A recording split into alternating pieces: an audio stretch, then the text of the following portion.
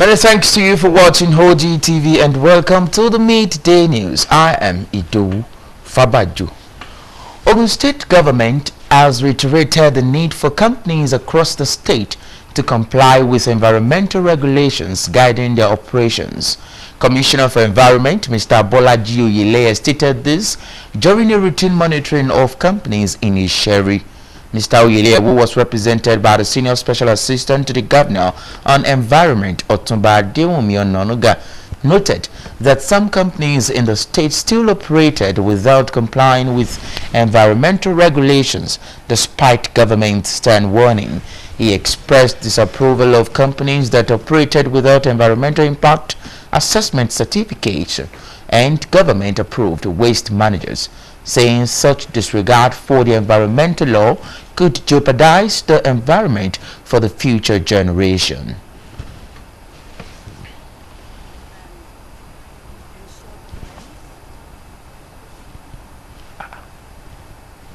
The group of companies here have complied with environmental regulations. We keep saying this all the time. We have the enabling environment for them.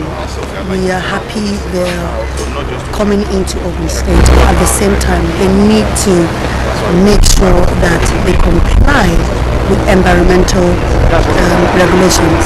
So we are going to get to their company, no matter how long it takes us, because we are not ready to play with the environmental health of citizens of Ogun State. That's a promise. We will get to them. So we are asking that everybody comply environmentally. The commissioner added that the Ministry of Environment would not hesitate to sanction herring companies, saying that government was resolved to ensure that the environment is safe and healthy for the people.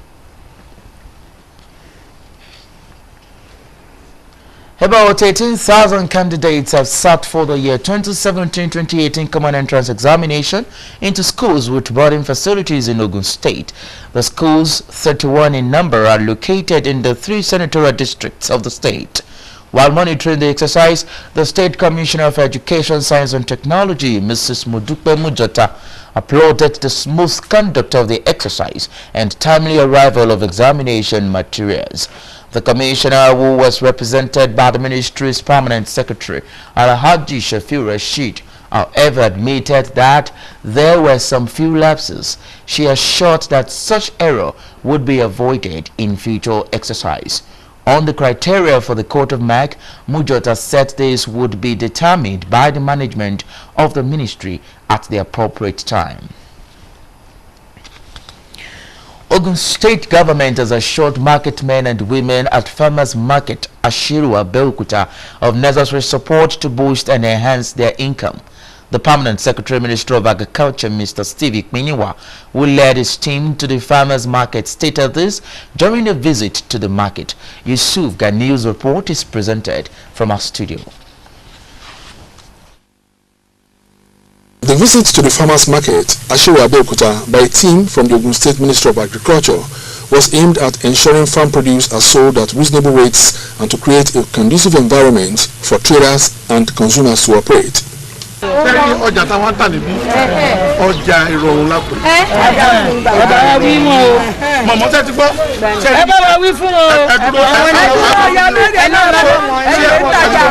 Permanent Secretary in the Ministry, Mr. Steve Ikminiwa, says all necessary materials to improve farm produce will be made available for farmers at subsidized rates, saying the traders must realize the purpose of the establishment of the farmers market in the state if they want them to work. The market that is available at Ashiru here is well patronized to ensure that our farmers have a place to dispose of their goods immediately, especially those perishable ones, pepper, vegetables and so on, so that is to encourage the farmer down the farm.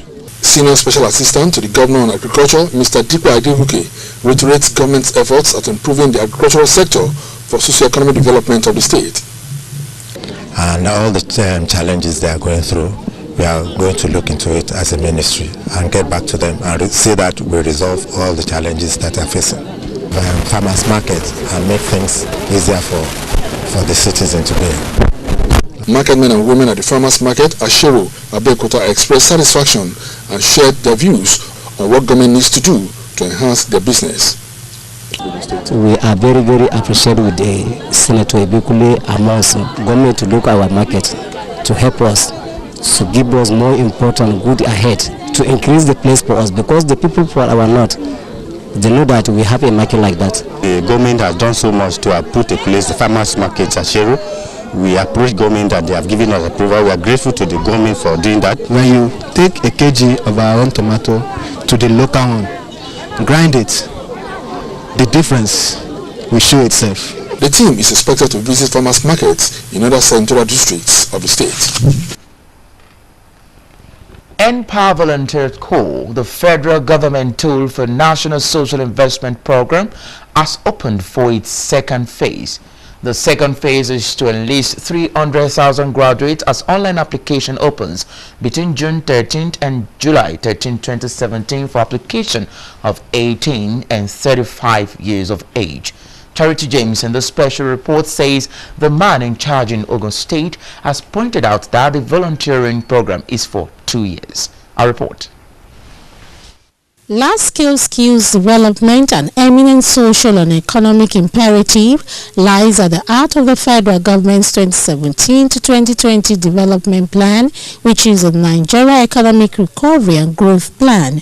It is to identify and prioritize the large-scale development of relevant skills for young citizens as key drivers in economic growth. We designed the program to intervene in specific sectors of the economy. So whether it's the education, health, and agriculture. So it is something that I have no doubt in my mind the impact this program would have in our sectors. But then what is interesting is we're looking at that impact from bottom up. And that's why we have deployed them based on community-level intervention. Empower of Buhari's administration is a volunteering program that places agile and unemployed young Nigerians, especially graduates, on a path to self-actualization while developing themselves and the nation. The first phase engaged and deployed 200,000 young Nigerians in schools, healthcare centers, in agriculture development centers under the categories of N-Teach, N-Health, and N-Agro. 200,000 of our unemployed graduates nationally were selected as beneficiaries of the Empower Voluntary Corps, and were deployed across 36 states and Federal Capital Territory. In Ogun State here, we had 5,799 MPVC members deployed to us, and we have since conducted verification exercise on them and deployed them across the various categories of Empower. And they're all gainfully employed in Ogun State at the moment. Satisfied with the first phase, the federal government has opened the line for the second phase of Empower Volunteer Corps for graduates of National Diploma, Higher National Diploma, NCE, BSc, and other graduate certificates. They will be required to upload electronic copies of their credentials. Secondly, they need to be between the ages of 18 to 35 years of age. People need to get their bank verification number. They need to have it to hand as part of the application process.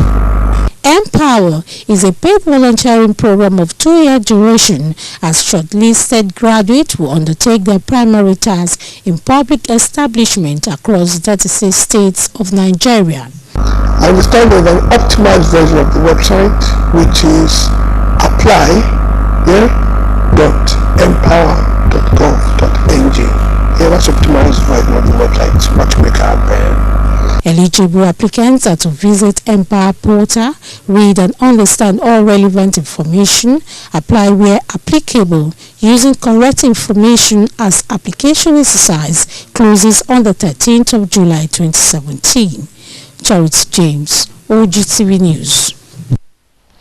The acting president, Professor Yemi Osinbajo, has declared open the 18th ordinary meeting of the ECOWAS Assembly of Health Ministers. The event holding in Abuja had in attendance Health Minister of ECOWAS State and the Director General of the West African Health Organization. The minister are urging member states to develop local capacity for vaccines production. The West African region has suffered a series of diseases and outbreaks in recent times, including the Ebola outbreak that claimed dozens of lives. By the region in ensuring that strong, resilient health systems exist at country levels. Mr. President of ECOWAS Commission, Your Excellencies, the journey to the ideals set for this body 3 decades ago may therefore seem to be long and tortuous, but the destination is clearly within sight. The greater commitment being shown by all members to the common causes of the West African Health Organization and indeed ECOWAS, and the great advantages in technology and especially mobile telephony will surely bridge the gap of time that has been lost in the past years. The certification, which is degradation of land in arid, semi-arid and sub-arid areas, has remained one of the most damaging environmental issues that has hit the world. In commemorating the day to combat desertification and drought, OGTV News explores measures needed to combat the salt. Olujoke Masako reports.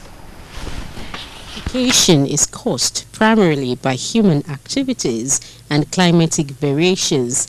It occurs because dryland ecosystems, which cover over 1/3 of world's land area, are extremely vulnerable to overexploitation and inappropriate land use. You see, afforestation program normally takes place where the land has never contained forest historically, but reforestation will come up where a land has contained forest in the last 50 years. Therefore, what we are saying when you are talking of desertification is that we can reforest. That means under artificial regeneration. Looking at the danger inherent in desertification and drought, experts say poverty, political instability, deforestation, overgrazing and bad irrigation can undermine the productivity of land. When we talk about drought, that's when we talk of lack of insufficient rainfall and things like that. So it's like it's always a gradual process, you understand, because when there is no trees, water, insufficient water supply and things like that, it leads to drought, low rainfall. And so when we don't encourage the natural things, those natural phenomena ought to occur, when it's lacking, definitely there will be, we are inviting drought.